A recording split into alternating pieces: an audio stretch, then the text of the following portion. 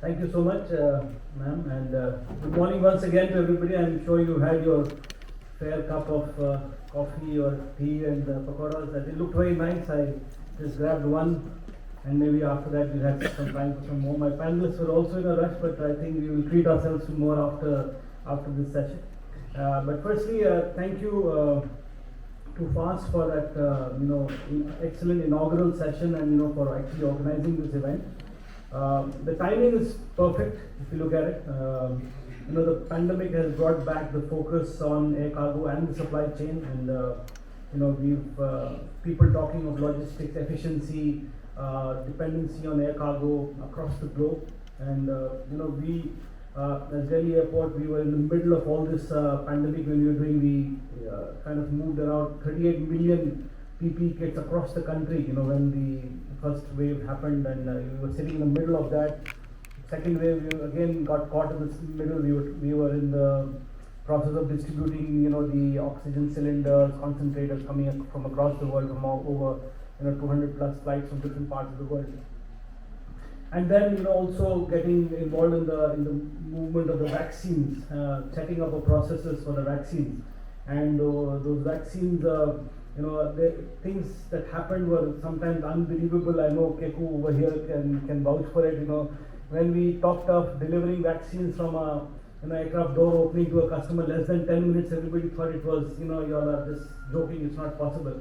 But actually we did it, right? We did it in less than 10 minutes from an aircraft door opening to a vaccine in hand of the customer, less than 10 minutes. So that's what, air cargo is all about.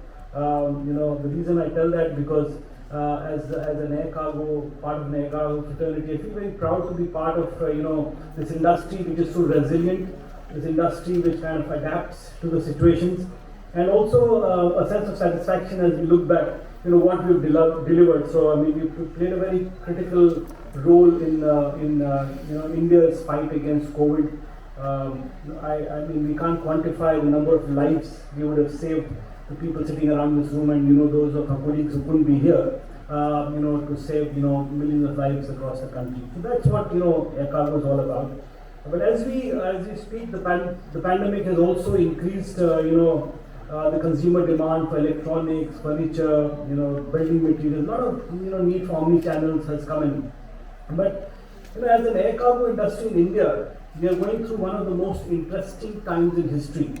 The reason I say that is you all would have heard in the morning our Honorable Minister talking about what needs to happen, how we need to recognize and regain our position rightfully so of becoming hubs where we have lost opportunity over the years.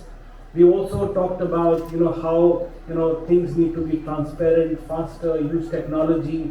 So a lot of support is there, and the reason I say we are sitting in one of the most interesting times in history for the air cargo industry in India is because for the first time I think we have actually as an industry and the government come together and co-created a goal of achieving 10 million tons by 2030. So earlier it used to be either industry would meet their goal with no support, or the government would set a target with no alignment with the industry. But for the first time, actually this is a goal which is co-created by the government and the industry coming together. And 10 million tons by 2030, it's almost, to put it in perspective, I think we will do about 3.2 million metric tons this year. And if we look at it, we're looking at a 3x growth. So that's the scale that we're looking at. Also, secondly, it's a very important time in history because, our Honorable Minister, Mr. Sindhya, is actually leading from the front. I've been part of this advisory group. Many of our colleagues here are part of that advisory group which the minister has set up. And it's a very different experience altogether because we're talking of action, we're talking of timelines, we're talking of deliverables, we're talking of reviews happening, accountability on the government side, accountability on the industry side, which has never happened, to that extent. Sometimes it looks like a very corporate, business review happening in the boardroom. That's the sense we get in those kind of meetings which our minister is chairing. So that's something which is setting the right kind of context for it to grow. And I think As our Honorable Minister was talking, India today has about 35 odd domestic cargo terminals across the country, but we're looking at almost doubling that number, adding another 30 plus over the next 3 to 4 years. So that's the kind of support system which and the ecosystem which will develop. We're talking of almost about close to about 98,000 crores of investment in the greenfield and the brownfield airport. So that again, you're looking at the air cargo infrastructure growing. Plus, we are also looking at, just a couple of weeks back, our Honorable Prime Minister also launched the National Logistics Policy.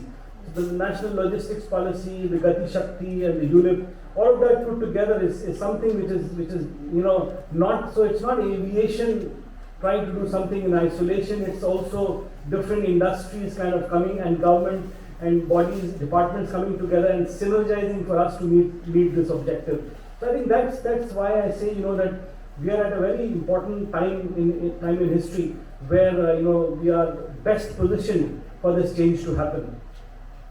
If we look at air cargo in India, obviously the last few years have been we've achieved about 9% odd kind of CAGR growth. But if we have to achieve this 10 million tons by 2030, we're looking at something in excess of 13%.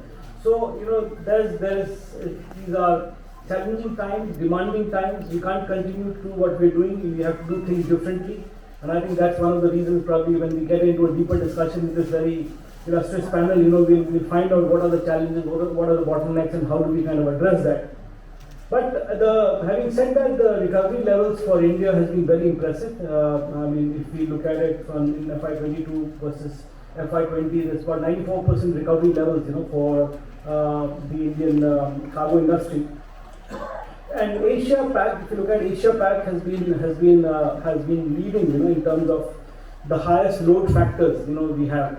So when we look at our context of what we're talking in India, against that backdrop of optimism, there are some things that we need to obviously do differently, and that's where we're talking.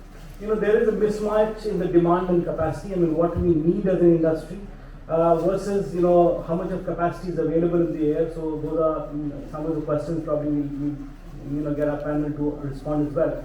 There's also an open sky policy which really used to be open in the true sense of it, but there are certain changes which have been brought about which are not, or maybe I would say, which are affecting industry in a different way. How do we address that? There is also a need for more wide-body aircraft within the country. How do we kind of look at things like that? So I think we will go a little deeper and into the subject. There are three things that we are looking at basically in our session. This mismatch between demand and supply. We're also looking at what are the challenges, what are the mitigation measures, and what is it that we really want to do as when we say we want to create ourselves as a global cargo hub. What is it that we need to do? But before we get into our session of having the question and answer with the panelists, and we'll also open it for some time for you all to actually ask your questions. So be ready with your questions, and we will have a short time. So we may not be able to take all the questions. So make sure your questions are ready. Your hand is up first, and then we'll make sure that we do take your questions in. But I'll request first Ms. Vandana Singh, who's the director for Global Corporate Key Accounts for Saudi she has a short presentation to make, and once you've seen that, then we'll get into our questions with the panelists, and we'll take the session forward. So thank you so much. I'll request Vandana to just come forward.